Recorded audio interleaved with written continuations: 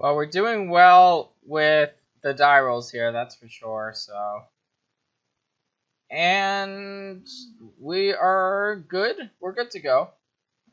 Couple of Tormenting Voices. We can cycle through these cards pretty quickly with the double Tormenting Voice. The Faith of the Devoted. Hopefully we'll be able to get that into play, but that's going to depend largely on drawing that third land on time. And we could always just discard anything we don't want, because we have so many discard outlets in this particular hand that if there's a card that's not really setting ourselves up particularly well, we can just throw it away, which is definitely a nice thing about the deck. And it looks like we're playing against a aggressive humans deck of some variety. Bomat Courier, it's a little bit of an awkward draw step. So it's between the blood. Well, we've actually got a few options here. The Blood Rage Brawler is definitely the most aggressive of the options. Just to start getting in for 4 immediately.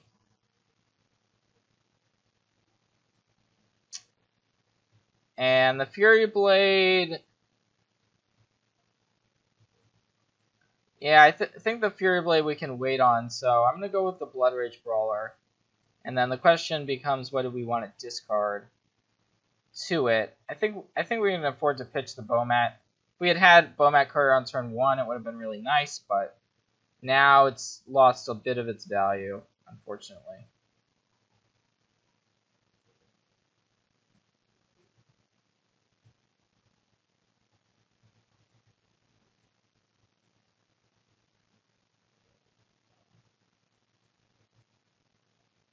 This could be a tough matchup, though. If our opponent has a ton of creatures, we may not have the time that we want to get everything we want to going. And here's a Glory-Bound Initiate, which is really bad news because that's a lifelink threat. So we would love to have some type of removal, which we don't have in our hand. So definitely an awkward spot. I'm in a Tormenting Voice here to try to find something, pitching the Fury Blade Vampire.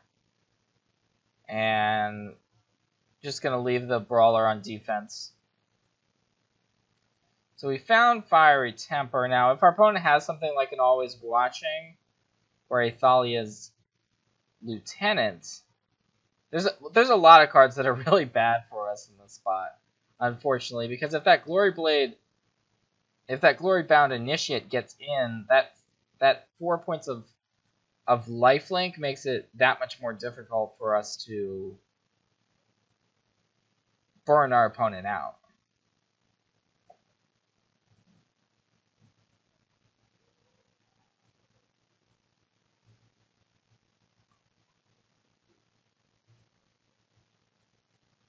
Well, we know the Incited Rabble is coming in.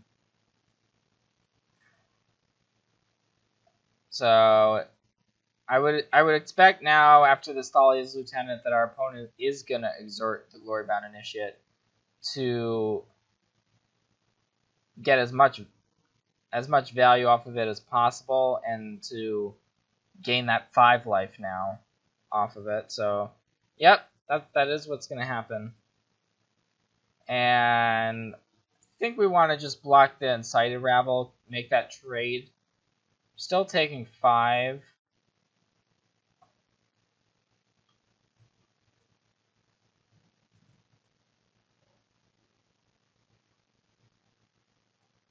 So, a couple options. We could get this into the Faith into play, but I think we want to get rid of that Glory-Bound Initiate right now.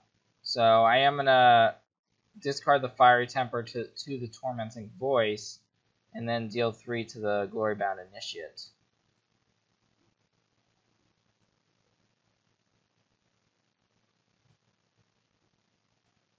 Alright, so we picked out some stuff. I'm gonna play this Flameblade Adept now. Maybe we can be able to use it defensively, although it's more of an offensive threat than a defensive one.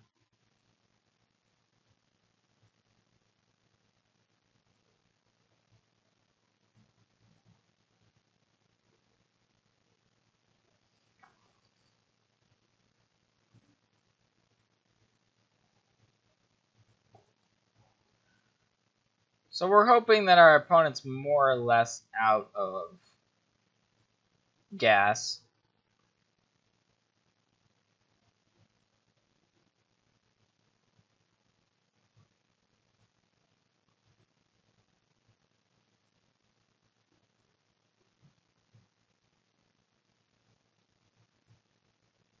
Gus Walker, that's interesting, and that is a human, which is pretty annoying for our opponent to play that card.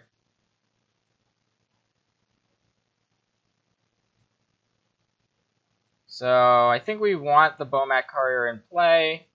We could actually use it as a blocker, and might as well play the Faith of the Devoted as well. Not looking great. So we can set up a double block with our small creatures to maybe kill off one of our opponent's guys.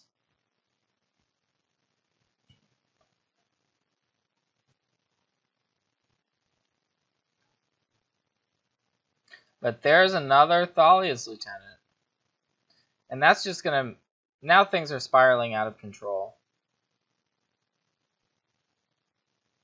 And yeah, we're not coming back from this, so I'm just going to go to game 2, where we're going to want to board in a lot of our removal. So I like the cut ribbons, the Chandras, even Hazoret is a nice win condition. So I like going with as much removal as possible. The Magma Sprays, the Avacyn's Judgments, and by boarding in a lot of removal, our creatures are pretty outclassed. So I like taking most of them out. So the Bomats can come out, the Fury Blades.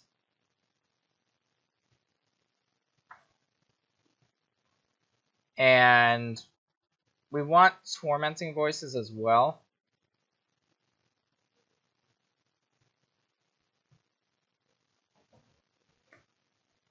I guess we need one more card, so I'm going to put one Blood Rage Brawler back in. Going a little bit bigger, a little bit more removal heavy is the plan for game 2, and I think it makes the matchup better. Because if our opponent's able to spiral with like cards like Always Watching and Thalia's Lieutenant, it's going to be bad. But if we're able to answer 1-for-1 with removal spells, kill those Glory-bound Initiates, then we can execute our game plan much more effectively.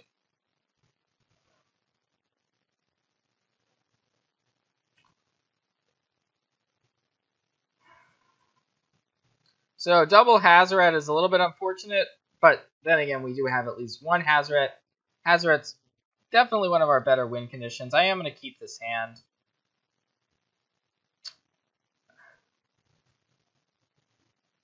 Think we do want to lead with the Canyon Slough. It's close. Like, we might want to cycle it, but we have this Tormenting Voice to dig through some cards.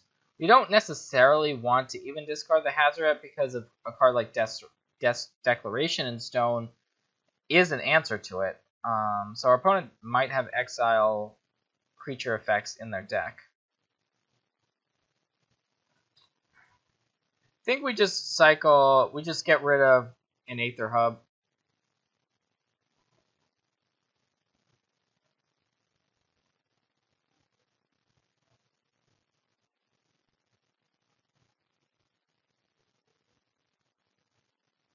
If our opponent is just playing Thraben Inspector, it's one of the slower draws out of the White-Red Humans deck, so that's good, but at the same time, we don't have that much gas either. We would really like to have a bit more going on than we do. So I'm going to get this Faith of the Devoted into play. We can start triggering it with the Canyon Slough cycle with Lightning Axe. So we have ways of doing that. We can also just run out the Hazoret, even though it can't attack right now. We can potentially set up the attack pretty soon. Optimally, we would be attacking, on turn 4, but that's just not going to be realistically happening.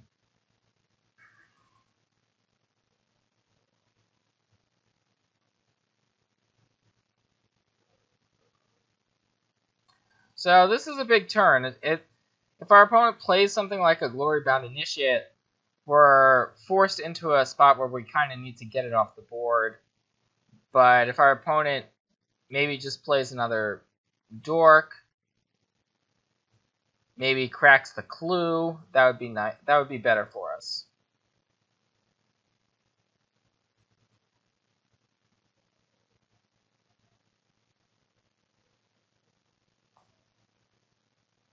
Alright, so if it's just the Gossip Monger pass, but it looks like maybe it's going to be something else. Oh, so there's the Glory-Bound Initiate, putting more pressure on. So we can Lightning Axe it. That's definitely an option. We could play Hazoret still, but then taking the damage from the Glory-Bound isn't necessarily that appealing.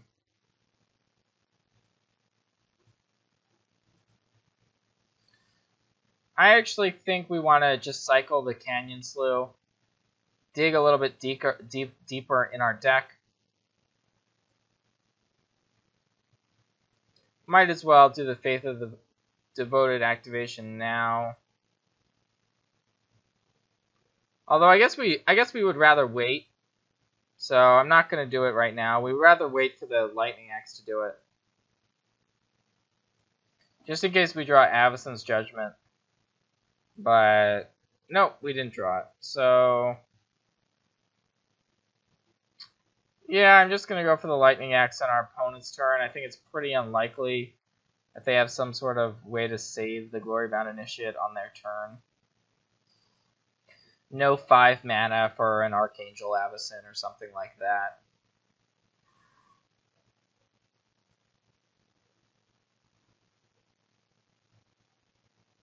And at this point, we probably just get rid of a Hazoret. Not really happy about doing it, though. Okay, there's Always Watching.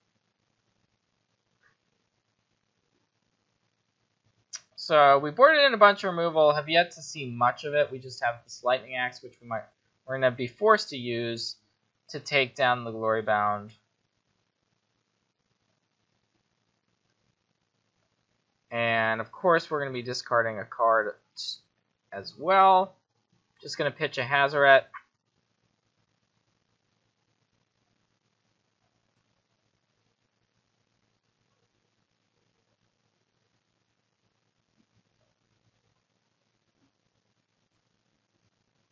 So our opponent can flip this town Gossip Monger and deal us 5.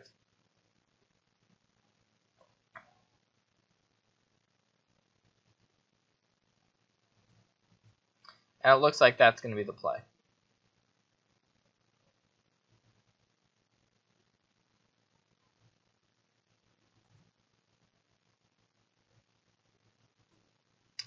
Alright, Key to the City isn't great here. I am gonna cycle the Canyon Slough, and we can get another drain off of the Faith of the Devoted.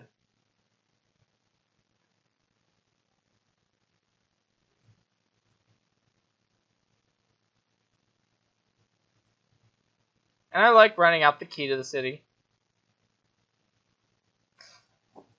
We can use it as a madness, as a way to trigger the Faith of the Devoted.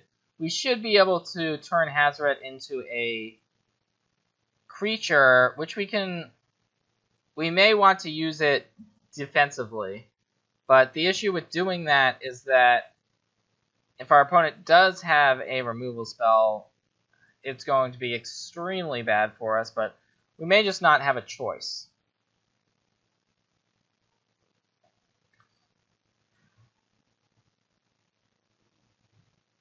Wow, double Glorybound Initiate. I mean, I'm impressed. Our opponent's got a lot going on. So we're gonna go down to 12 here. We can untap and play both of our creatures. Don't really have good attacks.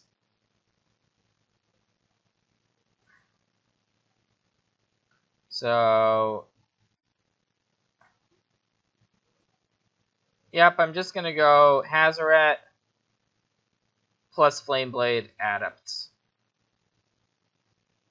And that way we have only one card in our hand. I don't think it's worth putting into play, so I'm just going to pass the turn here.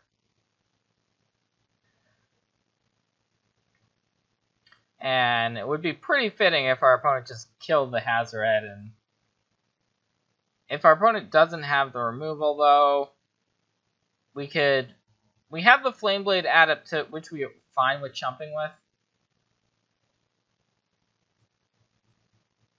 Hopefully this is a clue getting sacrificed. Nope, it's not a clue getting sacrificed. It's actually a Thalia's Lieutenant. So that's going to make the Glorybound Initiates into creatures that can attack as 6/6s, which gets around the Hazoret.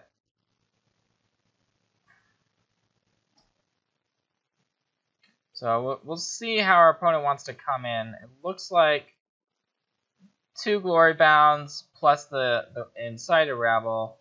So we can still throw a double block on a Glorybound to try to get one off the board. So let's do that. We're still taking 10 though, or even 11 with the Insider Rabble pump.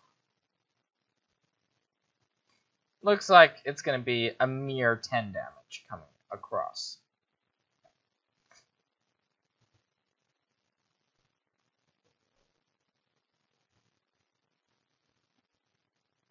And this deck is good. This Humans deck is definitely a contender. We're seeing that right now. And I'm gonna pass the turn here because we can activate the Key to the City in order to trigger the Faith of the Devoted and block with the Hazoret. So we could actually trigger Faith of the Devoted twice and go up to 6. But if our opponent attacks with everything, then we're just dead. We are just dead if our opponent does that. And cycling a cast out rather than casting it, that's pretty scary. Here's a second always watching, and this should put a wrap on this match.